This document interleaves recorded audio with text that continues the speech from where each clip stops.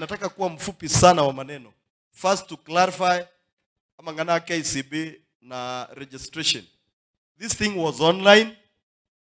MCS ndochie titopiki abantu kuruchi ward no mheshimiwa Tebo Mbati 50-50. It was an online registration. Kero mwanafunzi olegaiga registered, agakora interview, agaqualified. That's why you are sitting here today.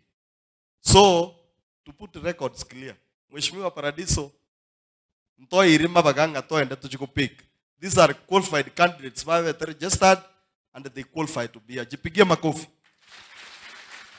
And the next time we want to inform our people that ekerege ntogia tangaziru, take your serious initiative or register, you do interview, qualify, oikaransega ikabuna basacha bande bune michienda kole theki error. So that is my initiative. Another thing I want to ask our excellency the governor, you've seen KCB wametusaidia sana vitu mingi, walitupatia sijui nini, leo naona wako hapa.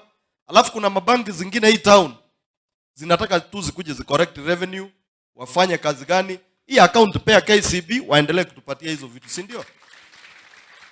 Wanasemanga if you scratch my back I scratch.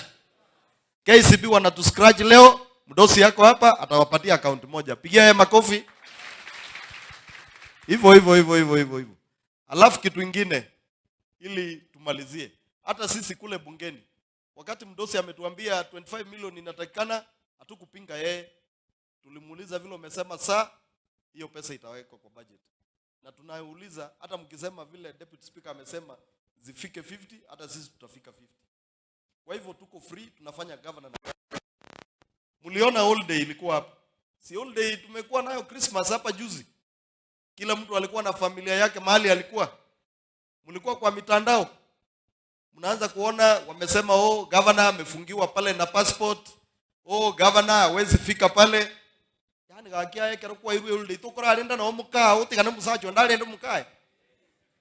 Yani utakitumanye paka chinsa koragera. Wakiamuka Simba Arati hajaamka. Wakiamuka Simba haja breathe. Wakiamuka, I'm asking these men and women who are busy with the internet na kila kitu, wacha mwanaume mwingine wakati anashughulika na familia yake ashughulike na familia yake. Akikuja kazi sasa wanasema amefungiwa. Simba yuko hapa, hayuko hapa. Sasa wanasema nini? Wajinga wameisha Kisii na wajinga wameisha Kenya. Huyu ujinga mlikuwa mnasema sasa hako hapa, sijui watasema nini sasa. Mimi nashindwanga sijui mnatakanga mtu akuje akae na bibi yako ndio ona ako na yeye ama mnataka namna gani? So tuache hii upuzi ndogo ndogo, tuache governor afanye kazi, ila alichaguliwa na wananchi. Barabara walisema hazijaanza, barabara zimeanza kila mahali. Hii wiki mtaona inakuja basari zitaanza. Tupee, tumuombe azidi kutufanyia kazi. 2027 ikikuja, wacha kupiga kelele, tupatane kwa debe, tusonge mbele na Simba Arati miaka 10 akuwe rais. Kwa hayo mengi na machache, sitaki kuchukua muda mrefu. Naomba nimkaribishe